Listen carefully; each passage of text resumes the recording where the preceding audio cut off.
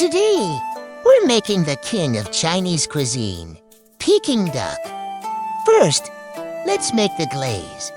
Soy sauce, honey, 5-spice, vinegar. Brush every inch with that beautiful glaze. Whoa, somebody's getting a little too confident. Easy there. Time for the oven. Don't worry, this is where the real magic begins. Slow roasting is the secret. Crispy skin, juicy meat. Now we're talking. Wait, did that duck just wave at me? Nope. Look at that color. Crispy and shiny.